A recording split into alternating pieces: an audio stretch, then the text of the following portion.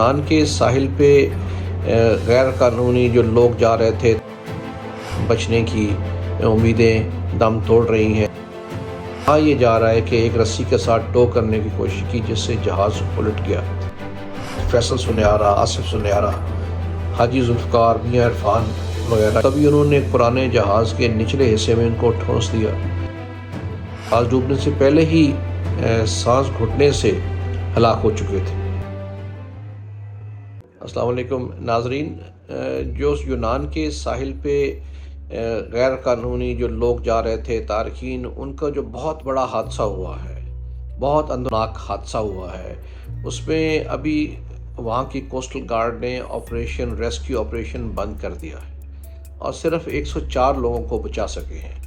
یعنی 700 تقریباً جو وہاں پہ اطلاعات ہیں، جو لوگ بچ گئے ان سے جو انٹرویو کیے گئے، اس کے مطابق 700 کے قریب ٹوٹل لوگ تھے اور صرف 104 کے قریب کو بچایا جا سکا ہے۔ اس کا مطلب ہے کہ ایک بہت بڑی تعداد جو ہے وہ ہلاک ہو چکی، اور شاید کوئی معجزے ہوں کہ لوگ بچ سکیں۔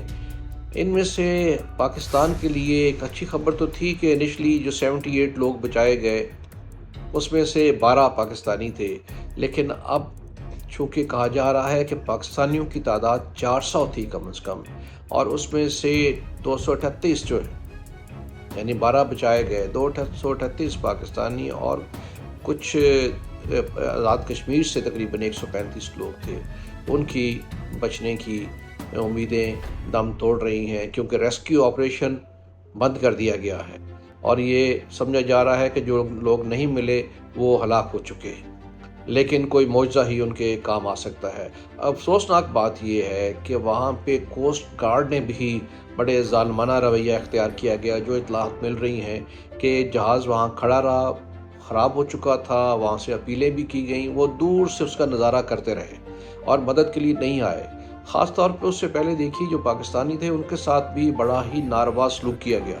ان کو نچلے حصے میں، شپ کے نچلے حصے میں، نچلے ڈیک میں رکھا گیا، ٹھونسا گیا بلکہ، جس میں عورتیں اور بچے بھی تھے۔ یعنی آپ یہ دیکھیے کہ اگر جہاز ڈوب رہا ہو تو نیچے والے کے بچنے کا تو کوئی امکان ہی نہیں رہتا، اور جب وہ اوپر آنے کی کوشش کرتے تھے پانی کے لیے، ہوا کے لیے، تو ان کو زبردستی نیچے دھکیل دیا جاتا تھا۔ تو دونوں طرف سے، بلکہ میں کہوں گا کہ تینوں طرف سے ظلم کیا گیا پاکستانیوں کے ساتھ۔ پہلے تو یہاں سے جن ظالموں نے ان کو، جو ہیومن سمگلر ہیں، انسانی سمگلر ہیں، انہوں نے یہاں کی اتھارٹیز کے ساتھ مل کے ان کو لوٹا اور اس طرح بھجوا دیا۔ پھر جو لوگ لے کے جا رہے تھے انہوں نے ان کے ساتھ بے دردی کا سلوک کیا اور نیچے ٹھونس دیا ان کو جہاز کے، اور پھر آگے سے گریک کوسٹل گارڈ، جو یونانی کوسٹ گارڈ تھی، انہوں نے اس کی آخری کیل بھی ٹھوک دیا۔ کہا یہ جاتا ہے کہ وہاں پہ جو یورپین کنٹریز میں اب جا رہے ہیں، وہاں پہ طریقہ کار بڑا ظالمانہ استعمال کیا جاتا ہے۔ یعنی وہاں پہ جو ریسکیو آپریشن کو لیٹ کر دیتے ہیں، یعنی اسے کہتے ہیں ویپنائزنگ ٹائم، یعنی ڈیلے کرتے ہیں تاکہ ان کو تکلیف ہو، اس میں ہلاک ہو جائیں، تاکہ آئندہ باقیوں کو ان باقیوں کو سبق حاصل ہو۔ یہ بہت ہی ظالمانہ فعل ہے اور اسی کا مظاہرہ وہاں پہ انہوں نے کیا۔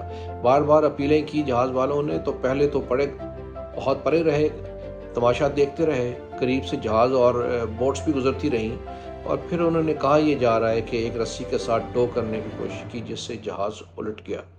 اگرچہ کوسٹ گارڈ اس کی نفی کرتے ہیں، تردید کرتے ہیں اس بات کی، لیکن لوگوں کا کہنا ہے کہ یہ ایسے ہی کیا گیا۔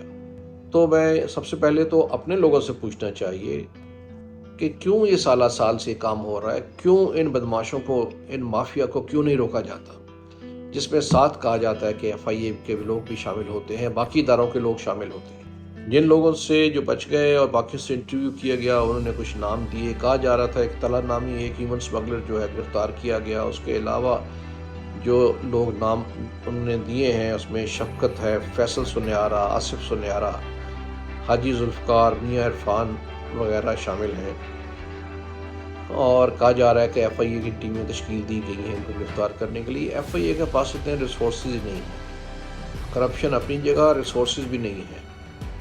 کون سپورٹ کرے گا ایک لمبا چوڑا ان کا آپریشن، ان کو گرفتار کرنے کا؟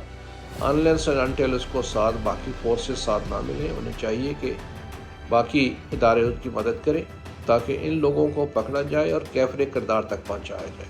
یعنی انہوں نے ظلم کی یہ حد کر دی کہ شاید انہوں نے آگے پیسے کم دیے ہوں گے ان سے تو 2 سے 3 ملین روپیز سے زیادہ لوگوں سے لیتے رہے پر پرسن، اور آگے پیسے کم دیے ہوں گے تبھی انہوں نے ایک پرانے جہاز کے نچلے حصے میں ان کو ٹھونس دیا.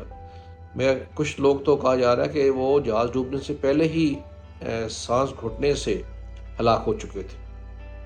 تو اس ظلم کو، اس بربریت کا کسی کو تو اس کا سزا ملنی چاہیے. سب سے پہلے ہمارے جو ہیومن اسمگلر ہیں ان کو، اور ساتھ جو لوگ ان کے ساتھ ملے ہوئے ہیں ان کو سزا ملنی چاہیے.